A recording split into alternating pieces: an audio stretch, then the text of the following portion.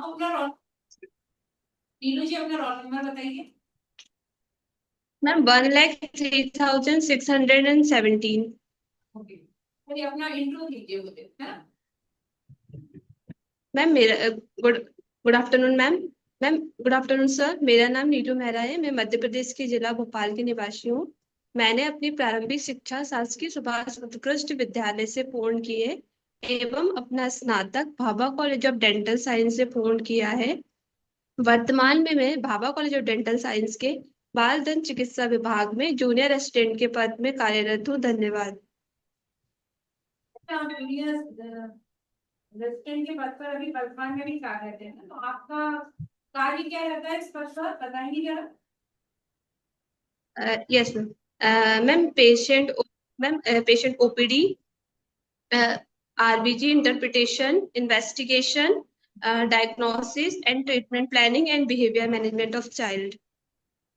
तो आप बच्चों का बिहेवियर मैनेजमेंट ऑफ चाइल्ड आपने बताया ना, तो मान लीजिए आप, आपके पास कोई बच्चा आया है ना, और यस मैम। तो उसको आप किस तरीके से ट्रीट करते हैं आगे। यस मैम, एक जो चाइल्ड की साइकोलॉजी होती है वो एडल्ट की साइकोलॉजी से अलग होती है। तो पेशेंट के साथ एक फ्रेंडली बिहेवियर करना है, उनके नाम से उनको संबोधित करना है, एंड फ्रेंडली बिहेवियर होना चाहिए क्लिनिक का। एंड उनसे कम्युनिकेशंस अच्छे से होना चाहिए ताकि उनसे एक पॉजिटिव एनवायरनमेंट क्रिएट हो, और इंटरेक्शन, बच्चों से इंटरेक्शन करके ट्रीटमेंट करना चाहिए। अच्छा, मॉर्निंग अपॉइंटमेंट देना चाहिए। और आपने यस फ्रेंडली मैम। बिहेवियर के बारे में बताया, तो कैसे मान लीजिए बच्चों को चॉकलेट पसंद होता है ना, चॉकलेट वगैरह, तो आप उनको चॉकलेट देंगे खाने को। No ma'am. तो कैसे आप बनाएंगे फ्रेंडली बिहेवियर, है ना, कि वो आपसे फ्रेंड की तरीके से पेश आए। Yes ma'am. मैम एक ट्रस्ट बिल्डअप करना होता है पेशेंट को। ट्रीटमेंट जो आप कर रहे हैं उसके बारे में बताना होता है, बट एग्जैक्ट टर्म यूज ना करके अल्टरनेट टर्म्स यूज कर सकते हैं। और मैम फर्स्ट जो अपॉइंटमेंट होता है उसमें डायरेक्ट ट्रीटमेंट ना करके पेशेंट के साथ एक इंटरेक्शन बना सकते हैं। तो किस मतलब सेकंड अपॉइंटमेंट जो है उसमें अगर बच्चा है, तो बच्चे के लिए सेकंड अपॉइंटमेंट में ट्रीटमेंट आप उसको शुरुआत कर देते हैं। यस मैम, अगर मैम इनिशियल स्मॉल ट्रीटमेंट से आप लॉन्ग ट्रीटमेंट में जा सकते हैं मैम। सिंपल सिंपल ट्रीटमेंट से लेके लॉन्ग प्रोसीजर्स में। इसमें आपने मेंशन किया है कि मौखिक एवं दंत स्वास्थ्य जागरूकता कार्यक्रमों में भाग लेना है। Yes ma'am. तो कौन कौन से प्रोग्राम जो है उसमें आपने पार्टिसिपेट किया है, बताइए। मैम जो कॉलेजेस से कैंप लगते हैं मैम, स्क्रीनिंग कैंप्स लगते हैं। और मैम ओरल हाइजीन का पेशेंट को डेमो देना। तो ये सब में रूरल एरिया में जाके मैम जागरूकता फैलाना कि ओरल हेल्थ से कैसे, ओरल हेल्थ की सफाई कैसे करनी है, कितने बार ब्रश करना है, ये सब का मैम बताते हैं। चलिए ठीक है। ठीक, ठीक, आपको मुझे ये बताना है सबसे पहले, आप अपना ये बताइए, अपना मोटिवेशन बताइए कि आप डेंटल सर्जन क्यों बनना चाहते हैं। मैम मैम मेरे नीट के अकॉर्डिंग मुझे एमबीबीएस चाहिए था, बट मैम किसी कारण मेरे नंबर कम होने की वजह से मुझे एमबीबीएस नहीं मिला। फिर मैंने बीडीएस में आने के बाद मैम, जब मैं बीडीएस में आई तो मुझे बीडीएस जो है, जो डेंटिस्ट्री है वो भी एक बहुत अच्छी ब्रांच है, क्योंकि उसमें एक विज्ञान और एक कला का एक मिश्रण है। और मैम कहा जाता है कि अगर व्यक्ति के happy mouth is a happy mind. अगर, क्योंकि सारी बीमारियां जो, अगर अपना मुख स्वस्थ है तो अपनी हेल्थ भी स्वस्थ होती है। तो मैम और इस ब्रांच से एक लोगों को आप स्माइल दे सकते हैं। तो मैम डेंटिस्ट्री एक अच्छी ब्रांच है, इसलिए मुझे इसमें आए, तो फिर मैम इसमें इंटरेस्ट आने लगा फिर मुझे। ठीक है नीतू, अभी आपने आपने अभी बताया था पेडियाट्रिक डेंटिस्ट्री के बारे में, अभी आप पोस्टेड है ना।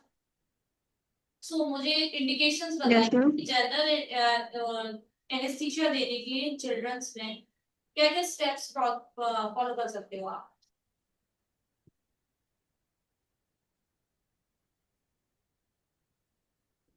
Ma'am local anaesthesia ma'am. हाँ,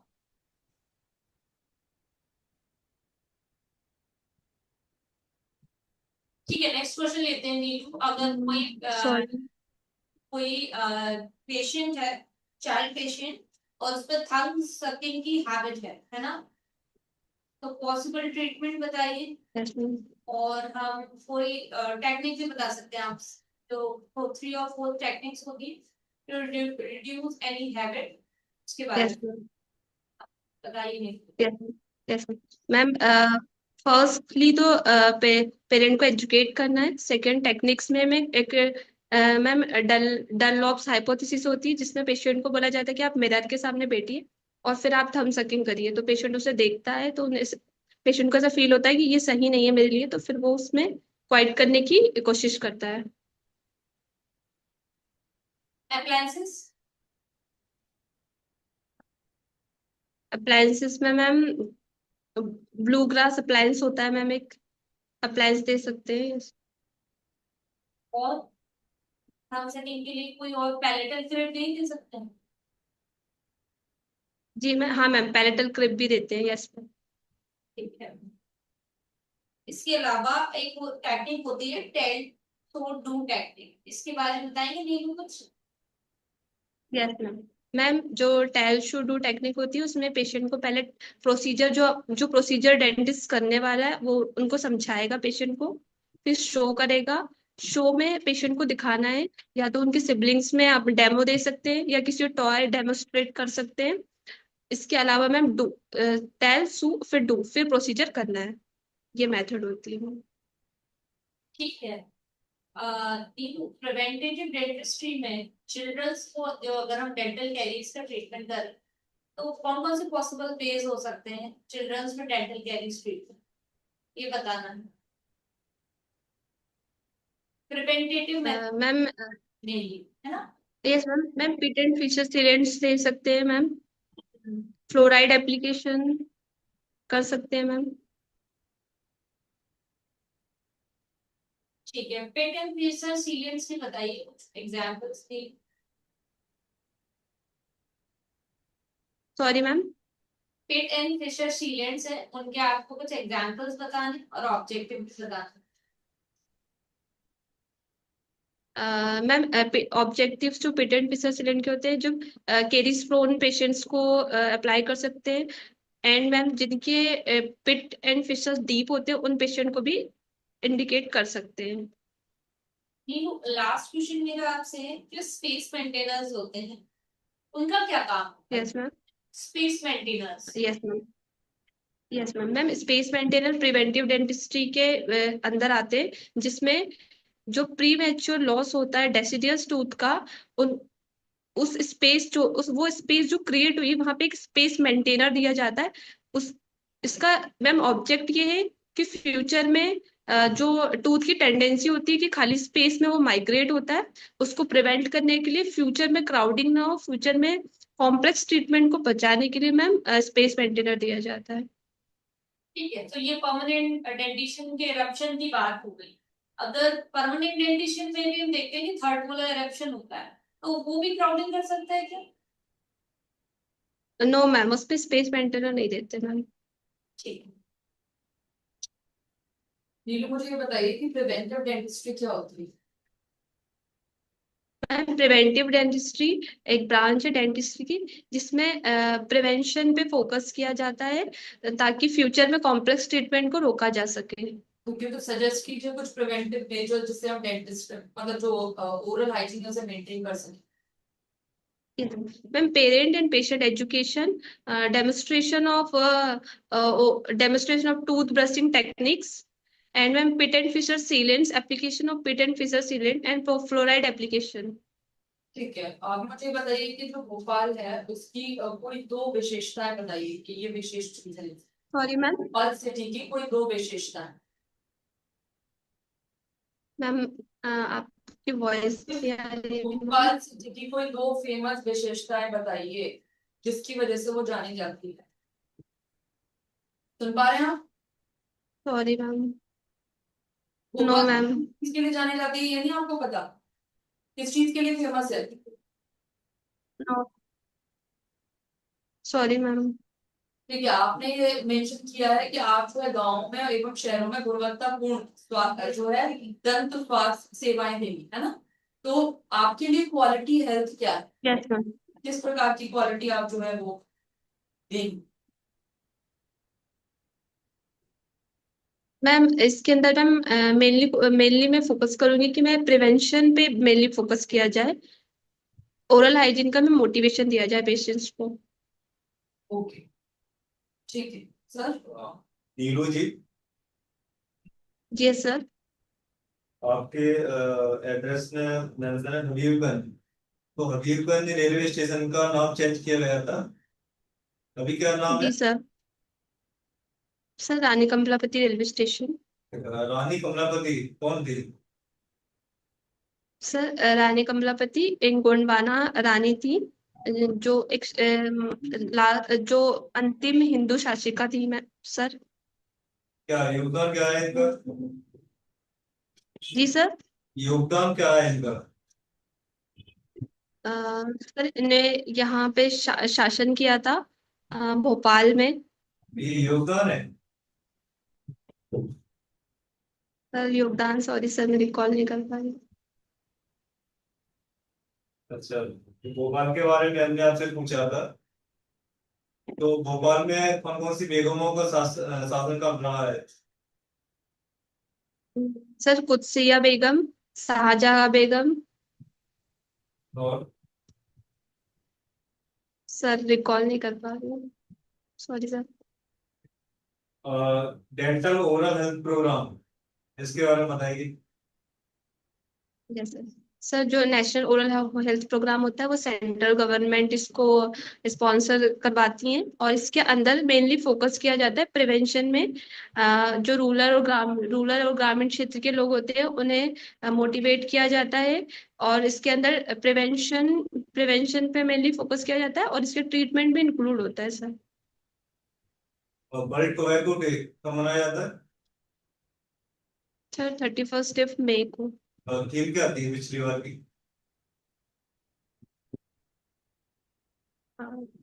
सॉरी सर।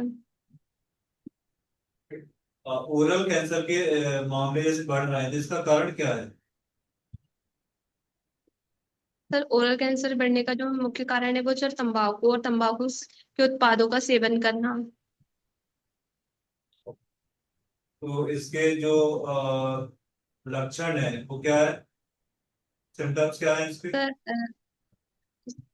सर जो ये जो ओरल कैंसर है इसके जो लक्षण स्टार्टिंग में ओरल कैविटी के अंदर वाइट पैचेस दिखते हैं, फिर वो रेड उसका कन्वर्ट रेड में होता है, फिर वो एक नॉन हीलिंग अल्सर में कन्वर्ट हो जाते हैं सर। इसकी स्क्रीनिंग किस प्रकार करते हैं? जी सर। स्क्रीनिंग। स्क्रीनिंग कैसे? हाँ। Screening. Yes sir screening sir एक पेशेंट को एक क्लिनिकली विजिबल करके डेंटिस्ट देख सकता है। इसके अलावा डाइज आती है सर, डाइज से स्टेन करके भी अ, देख डायग्नोसिस हो सकती है इसकी। इसके अलावा बायोप्सी जो उसका मेन मेन इन्वेस्टिगेशन प्रोसीजर होती है। अ, मेरा एक और प्रश्न है आपसे, आप बताइए पल्पाइटिस जो है, ठीक है, इसके टाइप बताइए। Yes ma'am reversible acute acute reversible pulpitis, chronic reversible pulpitis.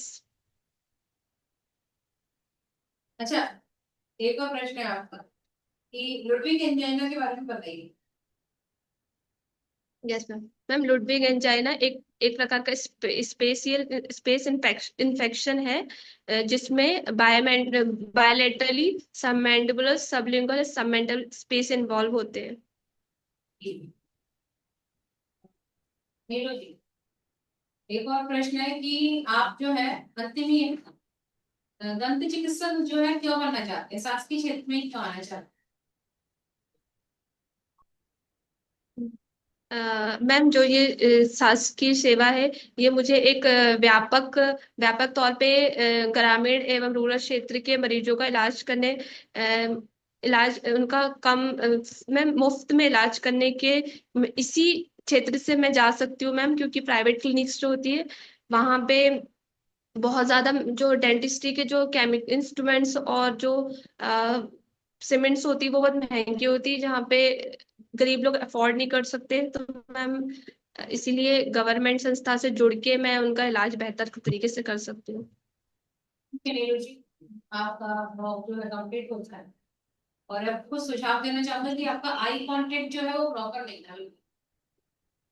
Yes ma'am. Body movement भी काफी था, है आई कांटेक्ट नहीं था आपका। और यस गोपाल को थोड़ा और देख लीजिएगा ना, जैसे सर ने पूछा था रानी कमलावती जी के बारे में, तो ये इनके बारे में इसको पढ़ लीजिए, बाकी ठीक है। Okay ma'am. हाँ नीतू, आपका परफॉर्मेंस अच्छा है ना?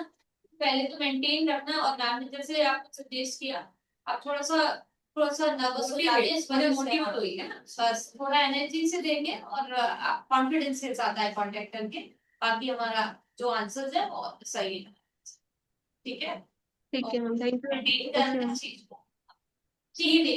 और जैसे कि आपने मैडम को बोला था कि मैडम की आप जो थे पहले नीट, है ना, नीट वगैरह जो है उसमें आप कहीं जाना चाह रहे थे, और फिर आपने जो है ये इसको बीडीएस चुन लिया है, आप पहले यस एमबीबीएस मैम। करना चाहते थे, लेकिन फिर आपने जो बीडीएस, तो ये यस मतलब मैम, है ना, आप ये बोलना कि ये नहीं बोलना है मैम। आपको शुरुआत से बीडीएस में ही जाना, किसी ठीक है मैम, ओके।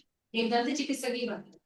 आप ये नहीं बोलेंगे कि मैं एमबीबीएस करना चाहती थी, तो ये थोड़ा डिसऑनेस्ट भी लग सकता है कि मतलब क्या बना, आप इस पॉइंट पे मत आना, मेनली ये बताना कि अभी मुझे पेशेंट मैम मुझे ऐसा लगा कि मैम अगर मैं ऐसा बोलूंगी कि मुझे डेंटिस्ट ही बनना था तो ऐसा लगेगा ये गलत, हाँ मतलब क्योंकि ये तो रियल पॉइंट होता है मैम, सबको पता रहता है कि एमबीबीएस ही करना होता है कम नंबर्स की वजह से। ठीक है, तो मुझे इसलिए मैम ये पॉइंट मैंने। बट इसको लाना नहीं, मैम जैसा कहना चाह रही हूँ कि आप इस पॉइंट को लाओ, इसको बीच में लाओ, है ना। जी मैम। आप ये बता सकते हैं कि मैं ठीक है मैम।